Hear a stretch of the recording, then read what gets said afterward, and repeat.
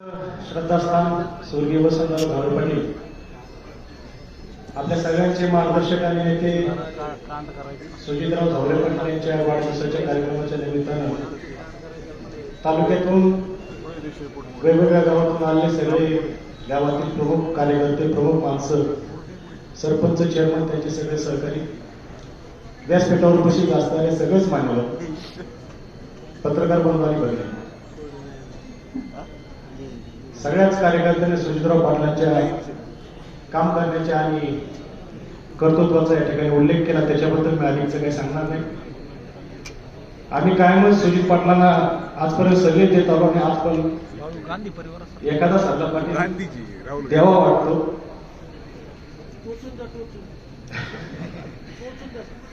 सल्ला देण्यावर मी मोठा नाही, परंतु अगदी लहानपणापासून मी काम बघत आलोय. दादांची काम करण्याची पद्धत आणि त्यावेळेचं राजकारण फार वेगळं होतं.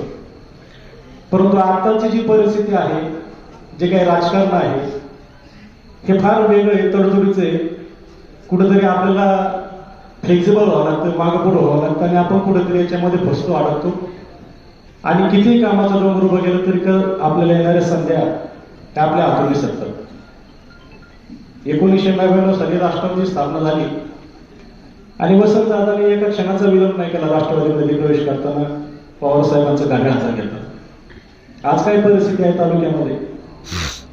आज पवार साहेबांचं कुटुंब फुटलं तर पवार साहेबांच्या नावाचे या ठिकाणी लोकप्रतिनिधी म्हणून गेले. काय विचार करतात? माझा फायदा कुठे? धाकल्या पवारात जायचं आणि मोठ्या पवाराकडे जायचं, ह्याची गणित ते मांडतात. ही गणित कधी वसंत दादांनी मांडली होती. हा या कुटुंबाचा खरा त्या गाणी निस्वार्थपणा आहे. तोच वारसा पाटील आपण पुढे चालवतो, पण तो 99चा काळ आणि आजचा काळ हा फार फरक आहे. त्या काळी निष्ठावान कार्यकर्ते असायचे. कधी पैशाची अपेक्षा त्या काळी कार्यकर्त्यांना होती आणि आताचा काळ फार वेगळा आहे.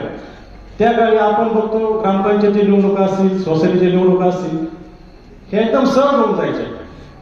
आज काय परिस्थिती आहे?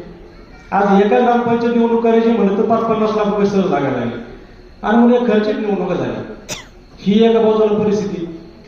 आपल्याला तर तालुक्याचं राजकारण करायचं आणि मग आपण ज्यावेळेस तालुक्याचं राजकारण करणार आहोत त्यावेळेस तालुक्यातील अनेक कालगटामध्ये वेगवेगळ्या माध्यमातून काम करणारी इतर माणसं आहेत आणि मग अशा माणसांसोबत आपण कमी अधिक प्रमाणात जुळून घ्यायला हरकत नाही असं माझं मत. मागच्या निवडणुकीला तुम्ही म्हणले आपल्याला विजय रावते साहेबांचं काम करायचं. आम्ही सगळ्या कार्यकर्त्यांनी कधी शिवसेनेला मतदान केलं होतं त्यावेळेस. तुम्ही म्हणले करायचं काम. आयुष्यात पहिल्यांदा आम्ही धनुष्यबाण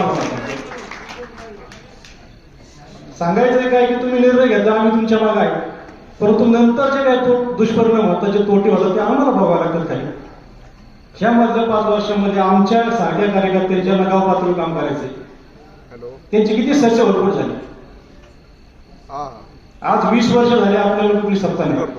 2004 सालापासून तुमचा 2.5 वर्षाचा जिल्हा परिषद उपाध्यक्षाचा कार्यकाळ जर सोडला तर कुठलीही मोठी सत्ता आपल्याकडे नाही.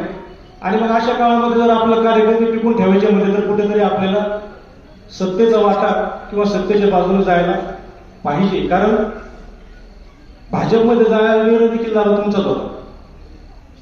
खासदार साहेब असतील, नामदार साहेब असतील, यांच्यासोबत जाण्याचा निर्णय देखील तुमचाच होता.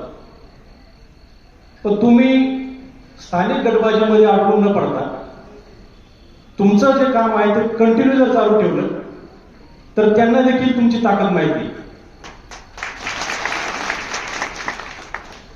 म्हणून आपण खालच्या गटबाजीमध्ये अडकून न राहता आपण ज्या सत्तेमध्ये, कारण मला सांगा सातत्याने विरोधी पक्षात राहायचे, बरं गाव पातळीवर निवडणुकीला खर्च करायचा कार्यकर्त्यांनी कामं नाही केली गावामध्ये, कसं काय कार्यकर्ता संच टिकून राहील? सांगा ना मला तुम्ही. समस्या फार मोठी पाटील. म्हणून माझं एकच मागणं आहे, म्हणणं आहे तुम्हाला आजच्या या वाढदिवसाच्या निमित्तानं की आपण आज जर आपण विखे साहेबांसोबत जायचा निर्णय घेतला तर तो ठाम ठेवा. आपण आपलं ठरलंय ना त्यांच्या खांद्यावर मान टाकायची. अजिबात मला काही शंका घेऊ नका. मला खात्री विखे साहेब तुम्हाला वाऱ्यावर सोडणार नाही. मी विखे साहेबांची बाजू मांडण्याकरता नक्की नाही होईल, परंतु जर आपण निर्णय घेतला तर आपण विश्वासाने त्या ठिकाणी राहिलो तर त्याच्यामध्ये आपलं अधिकचं भले. आपण जर आपल्या बाबतीमध्ये अविश्वास कायमच दाखवला तर कायमच आपल्याला अडचणीला सामोरं जावं लागेल आणि मग कार्यकर्त्यांना सांभाळणं. कारण आज बघतोय आपण गावागावामध्ये काम करताना सत्ता गरजेची. एखादं 10 लाख रुपयाचं काम मारायचं म्हणलं तरी किती कष्ट घ्यावे लागतात खालच्या कार्यकर्त्याला. तेच सत्ता असेल तर कोटी रुपयाची कामं तुमच्या शब्दावर गावामध्ये येणार आहे. म्हणून पुढचा निर्णय घेताना आता माझी तर विनंती पाटील तुम्हाला, या लोकसभेला खासदार साहेब सुजयदादा यांच्या सोबत जाण्याचा निर्णय आपण घ्यावा आणि या निर्णयाला आपण सगळ्या कार्यकर्त्यांनी एकमुखानं पाठिंबा द्यावा. हीच अपेक्षा मी व्यक्त करतो आणि माझे 2 शब्द थांबवतो.